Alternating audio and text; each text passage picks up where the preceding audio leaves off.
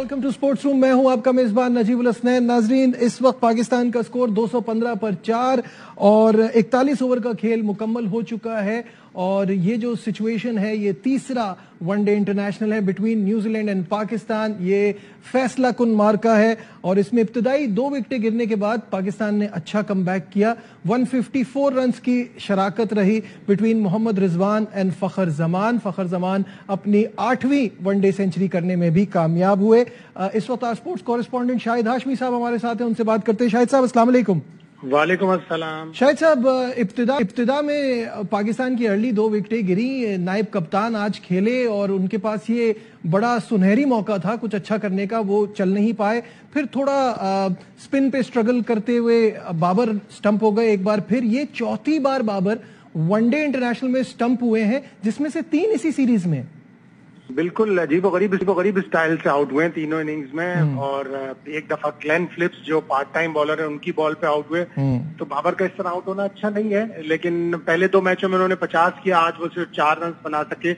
तो अजीब और गरीब है। पहले 92 करियर के वनडे इंटरनेशनल में सिर्फ वो एक दफा स्टंप आउट हुए थे और अब 3 मैचों में 3 दफा आउट हो गए। तो अजीब और गरीब स्टाइल से, लेकिन बहरहाल क्रिकेट है, एक गेंद का खेल होता है। आप चाहे स्टंप आउट हो, रन आउट हो या ऑब्स्ट्रक्टिंग द फील्ड आउट हो जाए, किसी भी तरह आउट हो जाए, एक गेंद का खेल होता है।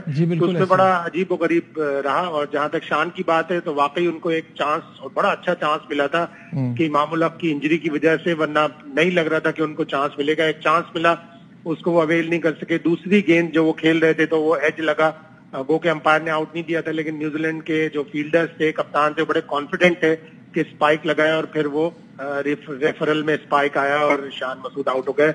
तो पहले तो उनका आना टीम में, फिर उनको नायब कप्तान बनाना और आज वो 0 पर आउट हुए। तो बदकिस्मती एक बहुत ही अच्छे और डिसेंट प्लेयर के लिए। बिल्कुल सही है। थोड़ी सी बात रिजवान की करेंगे और फिर ऑब्वियसली फखर जमान की तरफ भी आएंगे। रिजवान ने भी बड़ी इंपॉर्टेंट नॉक खेली है, जिस तरह से अर्ली 2 विकेट गिरी और जो सिचुएशन है रिजवान के ऊपर भी काफी प्रेशर होगा। उनकी इनिंग को कैसा देखते हैं?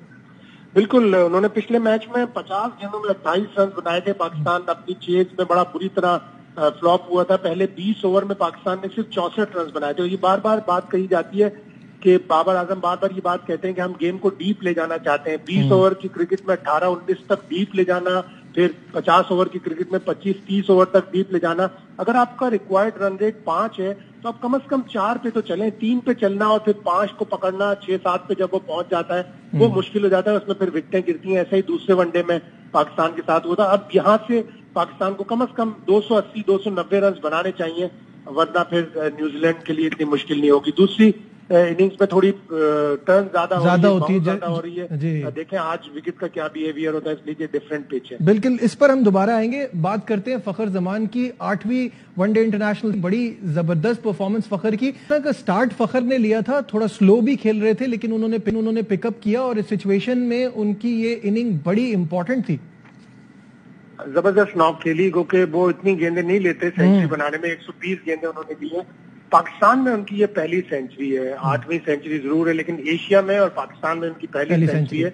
उनकी ज्यादातर सेंचुरियां ओवरसीज हैं। तो अच्छी नॉक खेली है और इस नॉक पे पाकिस्तान को बिल्डअप करना चाहिए। रिजवान का भी जैसे आप बात कर रहे थे कि पिछले मैच में उन्होंने काफी स्लो बैटिंग की थी। आज 77 रन उन्होंने 74 गेंदों पे बनाए, तो यानी रन बॉल से ज्यादा है। और इसी तरह आपको वनडे में खेलना होता है कि आप कम से कम अगर 100 के स्ट्राइक रेट से नहीं खेल रहे तो 90-95 के स्ट्राइक रेट से जरूर खेलें। ठीक है, बहुत बहुत शुक्रिया। शाहिद हाशमी साहब हमारे साथ थे और अब शेयर कर रहे थे। इस वक्त former captain of Pakistan Salman but ने भी हमें ज्वाइन किया है। सलमान, अस्सलाम वालेकुम, वेलकम टू द शो। वालेकुम अस्सलाम, जज़ाकल्लाह, थैंक यू जी नजीब।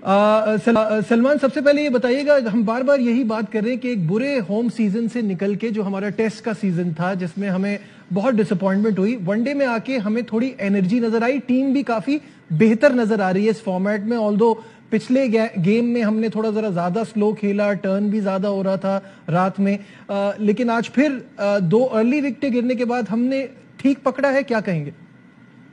जी, अभी तो पाकिस्तान की पोजीशन काफी जो है ना स्टेबल नजर आ रही है और बड़ी अच्छी इनिंग खेली। फखर जमान ने सेंचुरी की, रिजवान ने साथ बहुत अच्छी इनिंग खेली। दोनों ने एक इंपॉर्टेंट पार्टनरशिप बिल्ड की, पाकिस्तान को प्लेटफॉर्म दिया और यकीनन पहले बैटिंग करते हुए कदरे आसानी है और उस तरह का स्पिन नहीं हो रहा जिस तरह हमें दूसरे वनडे के अंदर नजर आया था। और इसी वजह से आज की जो बैटिंग है वो आप देखेंगे काफी जो है ना कदरे इजी थी।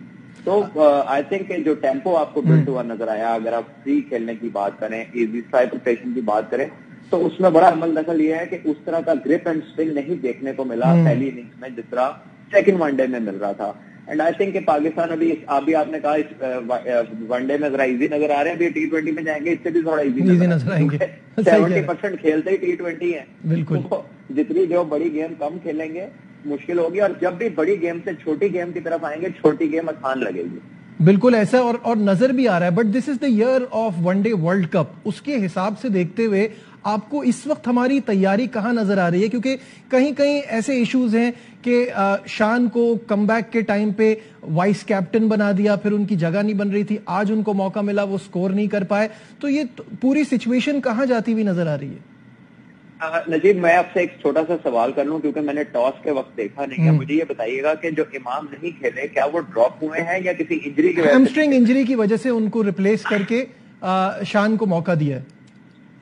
Okay, then that's fine, because I think ये बिल्कुल एक अनकॉल्ड फॉर एक डिसीजन था, जो कि ठीक है। सलमान, यहाँ हमें एक ब्रेक लेना है, ब्रेक के इस डिस्कशन को आगे बढ़ाएंगे, हमारे साथ रहिए।